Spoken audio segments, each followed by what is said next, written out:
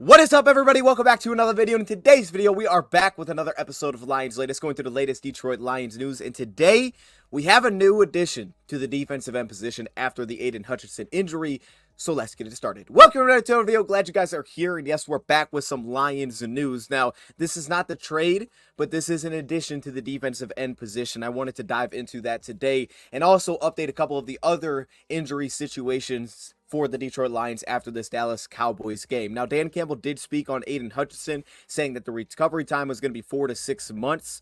Now, usually I hear this injury is about 6 to 8 months, so it's a little bit shorter of a timetable they're setting out there. And Dan Campbell said, I wouldn't count out Aiden Hutchinson. We expect him to be out for the season, but he said if there's a guy that I wouldn't count out to try to get back, it would be that guy. So I don't know. Maybe he's aiming for the Super Bowl. Look, that's in play. That's in play with the Lions. That's within the 4-month window, so maybe that's the thing. We'll keep an eye on that, but obviously wishing for a speedy recovery there for Aiden Hutchinson.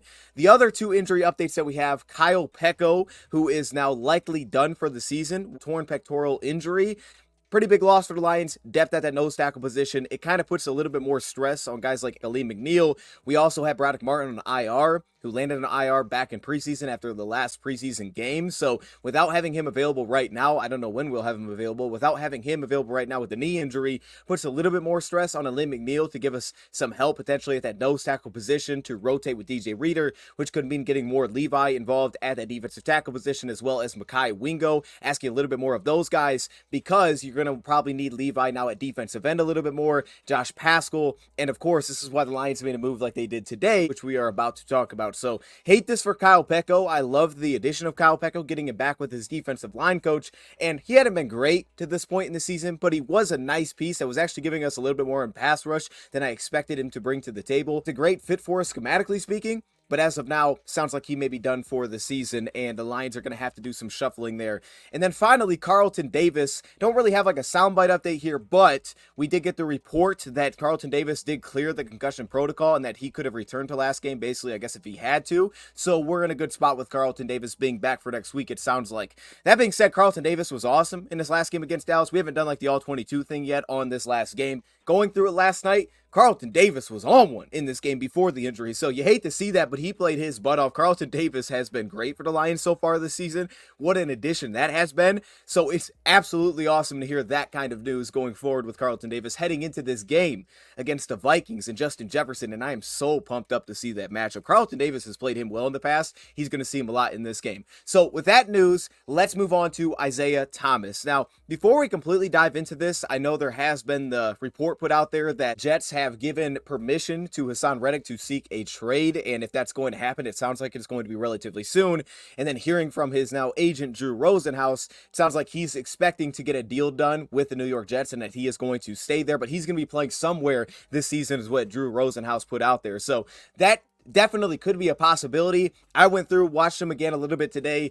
I'm just not a big Hassan Reddick guy, to be honest with you, at this point. I do need to watch more. Didn't really stand out to me, potentially trade for this player and then have to give him a big deal. Now, he's not looking, according to Drew Rosenhaus, to be the highest paid edge rusher, but from what I've seen, as productive as he is, 67 pressures, I just didn't fall in love with it today. He's definitely incredibly twitchy. That guy can go, he can move, he can change directions really well, he gets off the line extremely well, has a lot of acceleration in his game, has a really nice spin counter that is nasty. He looks like he's dancing out there, and he also at his body type could potentially help with the loss of a guy like Derek Barnes as well. We got to see Trevor Nowatzki play a lot in this last game.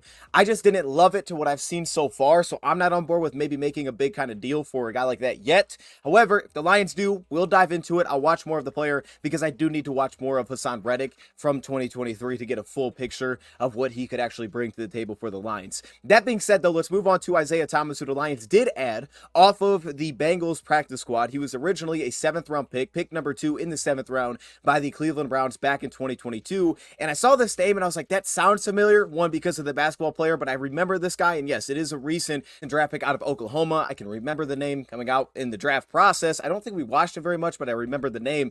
And going through Isaiah Thomas today in his preseason games for this upcoming season with the Cleveland Browns, and then of course now being with the Cincinnati Bengals. He spent the last few years with the Cleveland Browns before landing with the Bengals practice squad after after being waived, and he put together a really strong preseason. And the last time we saw him in the regular season was in his rookie season. He played 162 snaps according to PFF, where he had 8 pressures on the year. We've had different guys kind of play into that spot without Aiden Hutchinson. I'm sure we'll see that going forward. For example, Isaac Ukwu, who played opposite, who played right defensive end in this past game.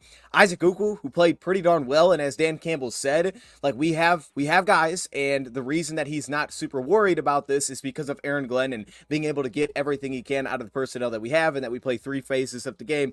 Like, I went back and watched Isaac Ukwu. Isaac Ukwu played really well in this last game, especially against the run specifically, but he played well, had a lot of success against Tyler Smith when he was in there at left tackle. I thought the guy that we saw in the preseason, the good that we saw in the preseason, kind of carried over the same ways to win as a pass rusher. He's not incredibly shifty as a pass rusher. His hands well with his feet. He has a nice little skip through step. Like, I thought he was successful in this last game against Dallas. I'm definitely keeping an eye on him going forward because I think he's probably going to continue to get reps, and we'll have to see how fast the Lions make a guy like Isaiah Thomas active. But going through his preseason, now, of course, a lot of these are backup offensive tackles, but going through his preseason, I walked away pretty excited about this addition for the Lions. This could be a valuable piece that could definitely get some snaps. 6'5", 265-pound defensive end, a little bit on the bigger side, similar to what we kind of talked about yesterday. We went through Zadarius Smith. I ran a 4.7 40, 33.5-inch arms. He has good length, and you see that in the way that he plays. He used it really well with a 1.66 10-yard split. Not incredibly explosive off the line of scrimmage. He also doesn't cover a lot of ground off the line either. And I also wouldn't say he's the most agile play, working laterally, changing directions in space. That's not where you want him. You do watch him, you do see that closing burst speed, you see the length to his advantage, and you really do see the size that he brings to the table. Through what I've seen so far with Isaiah Thomas, first off, as I touched on, his get off,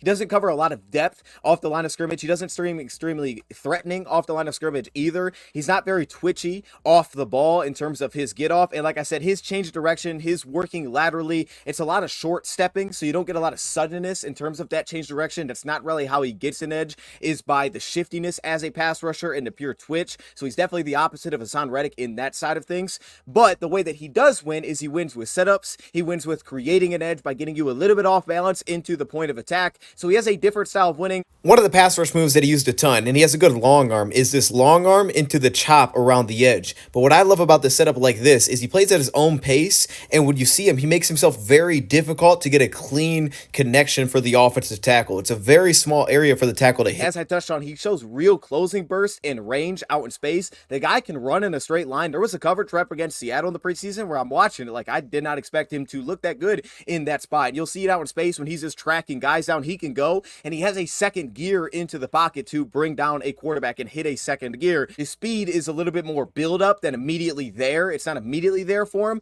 though he is very fluid and smooth off the line of scrimmage. There's not much of a hitch off the line of scrimmage, so he's good at getting off the ball. Again, it's just a lot of short steps, and he doesn't feel extremely threatening off the line of scrimmage to immediately attack the edge. I think he's a little bit more dangerous the wider in terms of his alignments. The wider you have him in alignment where he can build up some of that speed, he feels a little bit more dangerous because he can build up some of that 4.7 40 time and be a little bit more threatening as a pass rusher than the immediate takeoff. You see that through his second step. That first step is way less effective than that second step is, and that's where he becomes threatening. Tend to get knocked off balance a little bit. He's a little bit more of a linear pass rusher than on kind of the short sets or the jump sets that can get him into trouble. You could stall out kind of his pass rush reps a little bit early. You'll also see in some of his contain, that's definitely not the spot for him, whether that's putting him in zone read situations. That's not great because laterally he doesn't change directions that well. He can build up straight line speed, but you also see it like working flat toward the line of scrimmage and having to redirect and chase a quarterback on boot plays. That usually looks like a mess. But what he does bring to the table that translates in a lot of ways to his game is body control. This is a guy that plays with a lot of body control.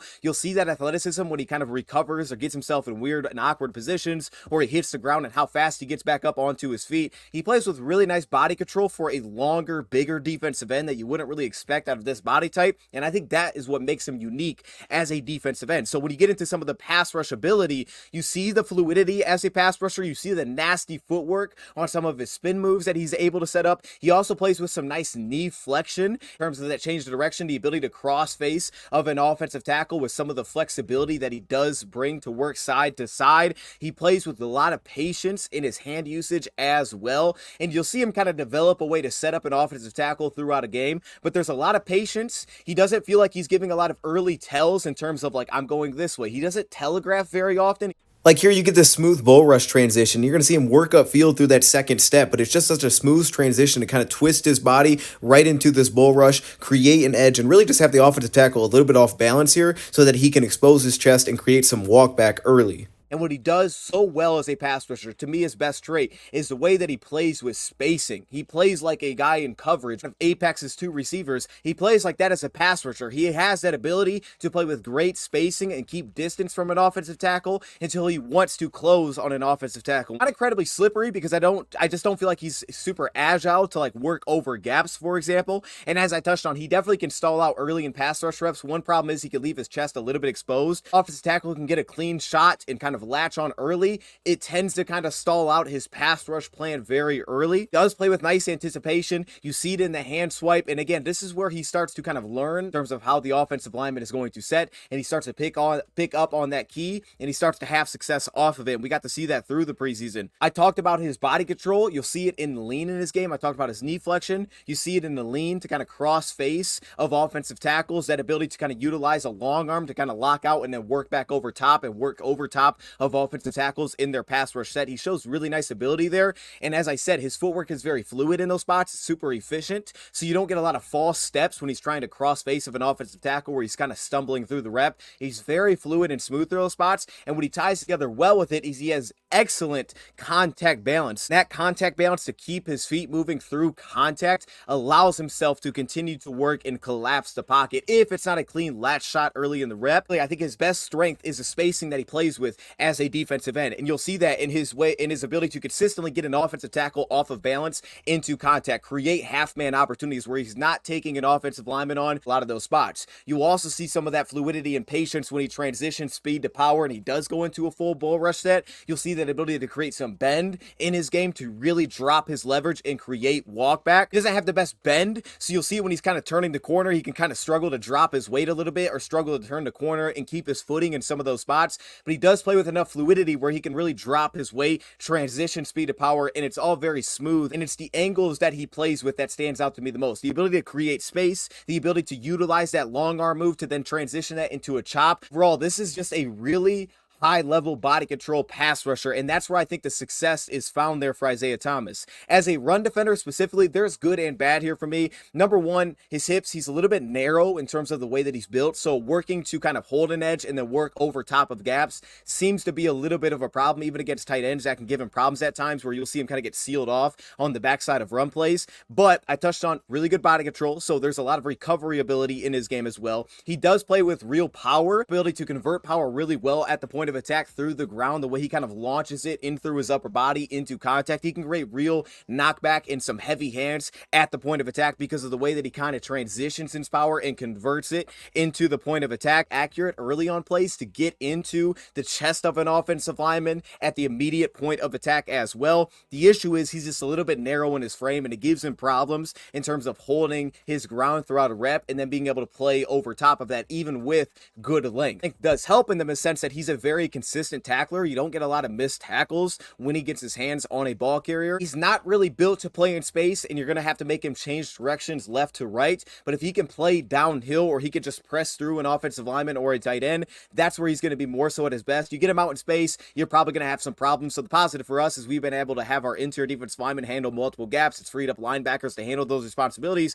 That's not a responsibility you want to put on his plate. So hopefully that's not the case. That's not what we're going to be asking of him. Isaiah Thomas really grew on me as I was watching him, through this last preseason, that he knows how to win. He's a very controlled pass rusher. He's very smooth. He's not going to win with athletic traits, but he's going to win with the setup. He's going to win with good angles. He's going to go to win with really good entry angles, entry into the point of attack, and also playing with really good spacing and depth as a pass rusher, where he has this kind of like shoulder lean where he can make it very difficult to get a clean shot on him. You'll see those little subtle nuances in his game, and I think that's how he wins as a defensive end. So to me, the body type, you look at the way that he wins, you look at similarly to Isaac Ukwu, I think there's some similarities there in how they have success throughout a rep. I think this is a guy that could definitely get in and get some rotational snaps. I don't know that it'll be like a full-time starter, but I wouldn't be surprised if this was a player that signed off the Bengals practice squad, got in for the Lions, and took some legitimate snaps, especially in the short future, probably rotating with a guy like Isaac Ukwu, who had a solid debut for the Lions. I just think the body type matches, and he's a consistent consistent pass rusher that's not going to be dominant, but he's going to be pretty consistently effective, and you know what you're going to get out of the player that is well enough rounded to play the run and the pass. I think this is a guy that sees some snaps for the Lions pretty soon, but I don't think that he'll be the guy that takes 60 to 70 snaps. I think he'll be probably a little bit more rotational. I didn't have a play to show for this, but one thing that he was used a ton for with Cleveland was slanting gaps. So say he's in the C gap into the B gap so that they can bring a slot corner. The Lions do that a ton, especially without Hutchinson. I expect to see a lot of blitzing. He has good anticipation of the snap, like playing off a motion and then expecting the snap to be had. That way he can get a pretty good jump most of the time. So keep an eye on that being like an underrated factor of his game that could translate to this Lions defense schematically. So Isaiah Thomas is a Detroit Lion. Of course, now he's going to pair up with an interior defensive line that's been really good. Aleem over the last 2 games has had 13 pressures by himself. He had 7 this last game against Dallas. Obviously, that was incredible. DJ Reader has picked up that side of the ball, and he's been great against the run. This last game against the run, early in it, I was like, what the heck? DJ Reader is playing multiple gaps. He's playing with awesome anticipation, like what we expected against the run. DJ Reader has definitely brought that to the table, and now Levi, Pascal playing defensive end, they're going to have to pick it up a little bit for us, but it's that pass rusher opposite where the Lions now, to me, have a consistent player in this spot. They don't have that elite player, so I think trade is still definitely on the table, but I think this is a nice pickup for a rotational piece, potentially, depending on how they want to sort this thing out. And then maybe it's the opportunity now for James Houston and guys like that, like, hey, we need you to be you. We need you to be what you're capable of. We need these Sam backers to really step up and kind of take that next step, and maybe this is James Houston's opportunity. I'm going to leave it there. Let me know your thoughts in the comments below. Thank you, Prep, for watching, and I'm out.